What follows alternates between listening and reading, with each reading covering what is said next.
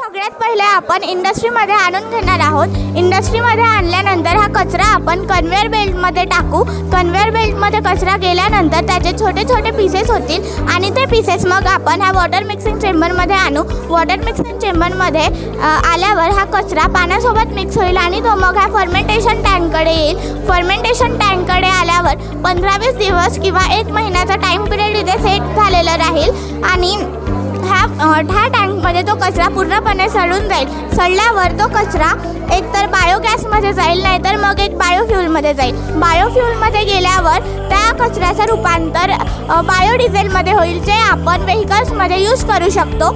आणि एकतर बायोगॅसमध्ये आल्यावर हा बायोगॅस प्लांटमध्ये हाय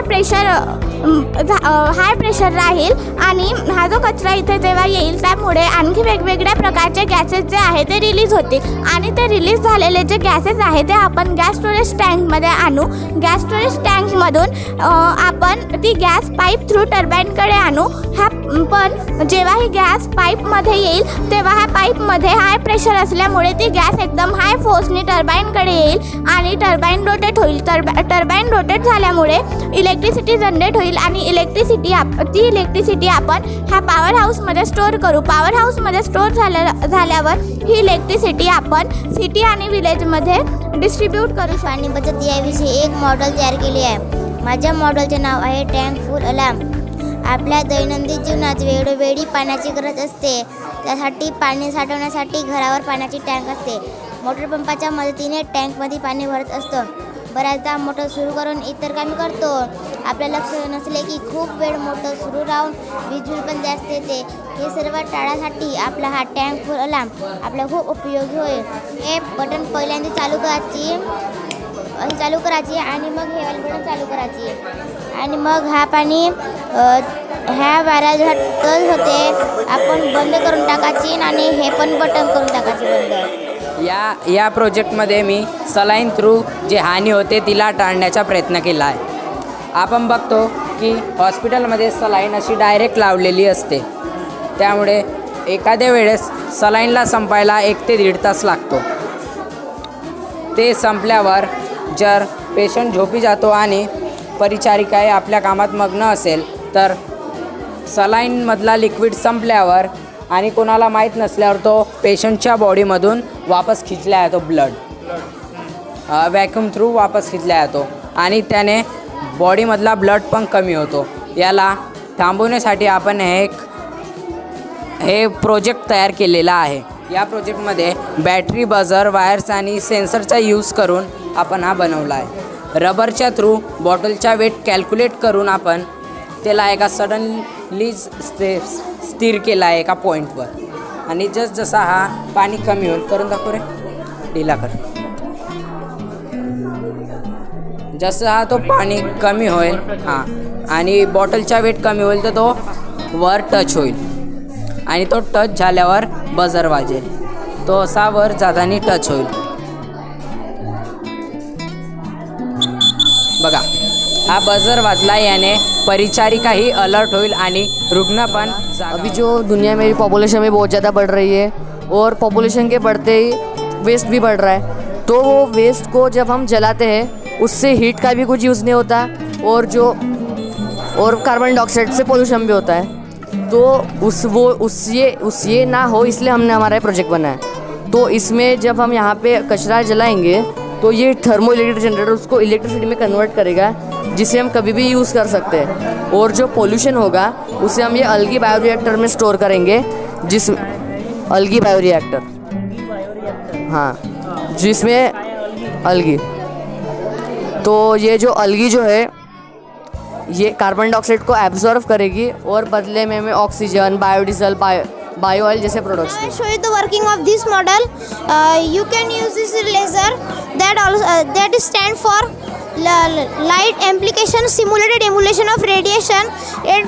It fall on this LDR, a variable sensor. The LDR and this resistance together make a divider network. That is the main part of our security system. Good afternoon, sir. Myself Chakuli Sunil Mohdikar from Municipal High School, Pune. Disaster management म्हणजे आपत्ती व्यवस्थापन होय. भूकंप ही एक नैसर्गिक घटना आहे जी जेव्हा भूकंप येतो 20 मीटरपर्यंत असतो तेव्हा हा जो अलाराम आहे त्याला तो अलर्ट करतो. मग तो नाही का खूप जोराजोराने वाजतो अलाराम. आणि जे आता मी कल्पना करून दाखवतो. हे समजा सिलेंडर आहे तर सेन्स करतो. हो, आपण हे आपल्या घरी पण लावू शकतो. सेन्स केल्यानंतर काय होईल, काय करायला ऑटोमॅटिक बंद करेल का? माझ्या प्रोजेक्टचे नाव थर्मल पॉवर प्लांट. यामध्ये आपण कोळशापासून वीज निर्मिती करू शकतो. यात कन्व्हेअर बेल्टच्या सहाय्याने आपल्याला कोळसा बॉयलरपर्यंत आणावं लागतं. त्यानंतर बॉयलरमध्ये कोळशाला हीट करून त्याची वाफ बनवून टर्बाईनमध्ये आणली जाते. त्यानंतर टर्बाईनमधले जे फॅन असतात ते त्या वाफेची वीज बनवतात. मग त्या विजेला स्टोरेजमध्ये स्टोअर करून ठेवतात.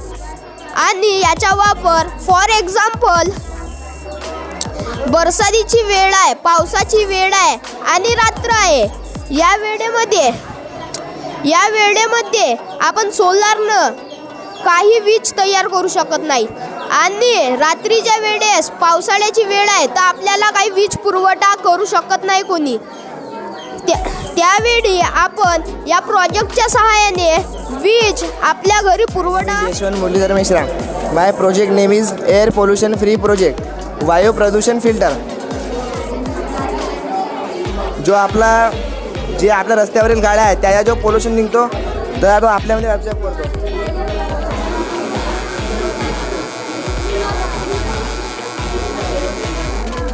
आणि सर तो रस्त्यावरील गाड्याच्या पोल्युशन आपल्याला ॲब्झॉर्ब करून त्याने हो. आणि तो ॲब्झॉर्ब करून त्याने हे जे 2 मेन फिल्टर आहेत एअर फिल्टर त्याच्यामध्ये आणून त्याने तिथे कार्बन तयार होतो. कार्बन तयार झाल्यानंतर ते आपण इंक तयार होतो. आणि इंक तयार झाली आपण त्यापासून पेंटिंग बी करू शकतो. म्हणजे ब्लॅक कलर पेंटिंग होऊ शकते. Ravindra Kumar Balmankar and I am learn in 9th standard. जे हे 2 कंटेनर आहे म्हणजे डस्टबिन आहेत त्यामध्ये वेस्टेज जाणार आणि ते या कंटेनरमध्ये येऊन सेपरेट होणार. जसे की वेट वेस्ट तिथे आणि ड्राय वेस्ट तिथे.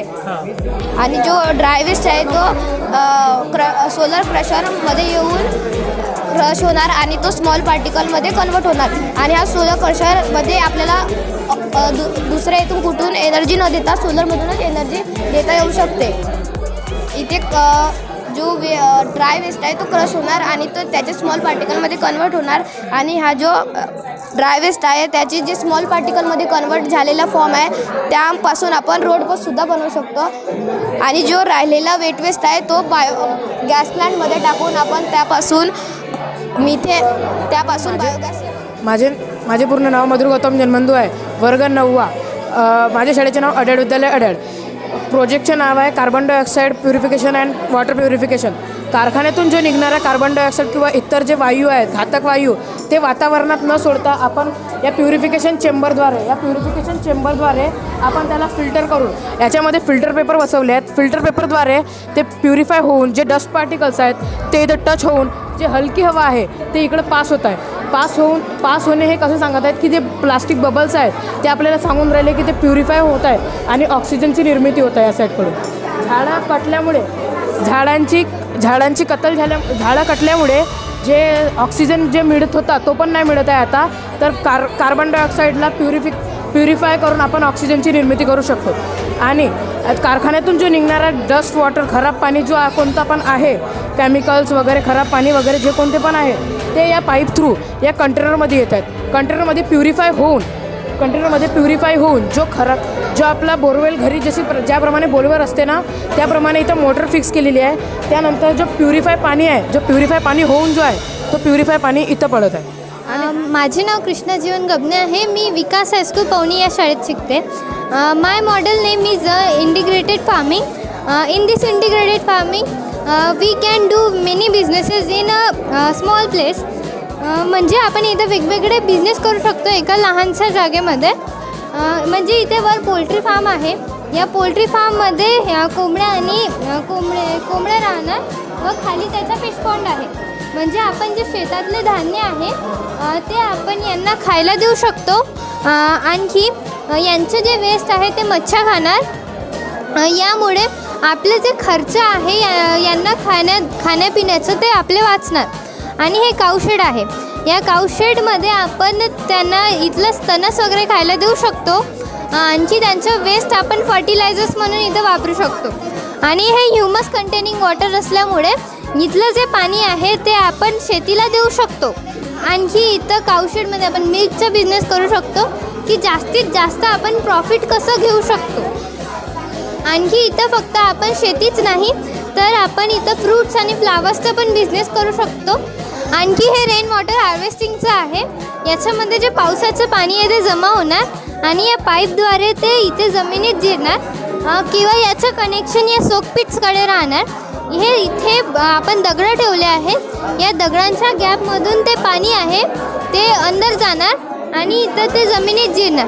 आणि याचं मेन फंक्शन असं आहे की आपण इथं वेगवेगळे फर्टिलायझर्स केमिकल फर्टिलायझर्स आपण इथं वापरलेले नाही. आपण इथल्या इथेच सगळं काही करून राहिलेलं. माझे पूर्ण नाव शिवम रामकृष्ण डारे, मी आता 9वीमध्ये शिकते. माझ्या शाळेचे नाव नवजीवन विद्यालय निष्ठी. माझ्या प्रोजेक्टचे नाव बहुउद्देशीय तंत्रज्ञान शेती. माझ्या प्रोजेक्टमध्ये 3 कॉन्सेप्ट आहेत. पहिला कॉन्सेप्ट म्हणजे माझ्या प्रोजेक्टमध्ये नांगरणी पण करता येते. आणि दुसरा कॉन्सेप्ट म्हणजे माझ्या प्रोजेक्टमध्ये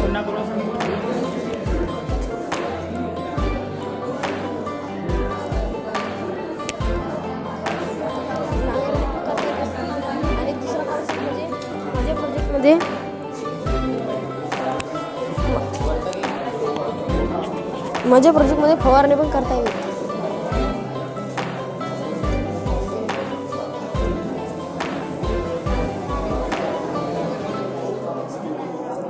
आणि तिसरा कॉन्सेप्ट जंगलातील जनावर आपल्यावर हमला नाही केला पाहिजे म्हणून आम्ही इथे बजर लावला आहे. हे असे टिकटिक वाजते म्हणजे त्यांना वाटते की ती कोणता नवीन उपकरण लावला आहे बा करंट नाही लावला म्हणून ते जनावर आपल्यावर हमला नाही करते. हे फवारणीचं मशीन आहे. जर फवारणी करणारे जे शेतकरी राहतात त्यांच्यावर जे वजार राहते त्यांच्यामुळे ते खांदे दुखतात आणि हे परेशानी नाही झाली पाहिजे म्हणून आम्ही हे उपकरण बनवलं आहे. हे सर्व उपकरणं या सोलर प्लेटवर चालणार आहेत. या सोलर प्लेटवर चालणार आहेत आणि सोलर प्लेटवर सकाळी काम करणार आणि जे सोलर प्लेट जे ऊर्जा निर्माण करून बॅटरीमध्ये साचून ठेवेल ते आपण संध्याकाळी पण ते ऊर्जा किंवा लाईट वगैरे लावून ते काम करू शकतो. लाईट पण आहे नाही.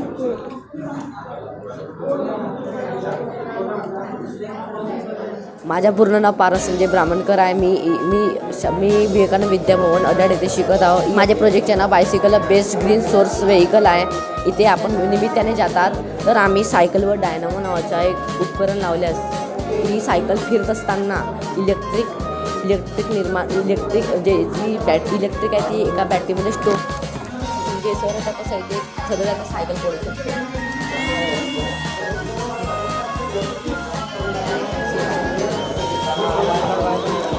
सर ही पूर्ण सायकल पूर्ण झाल्यावर इलेक्ट्रिक निर्माण झाल्यावर तर लाईट फील्ड लाईट चालू असते.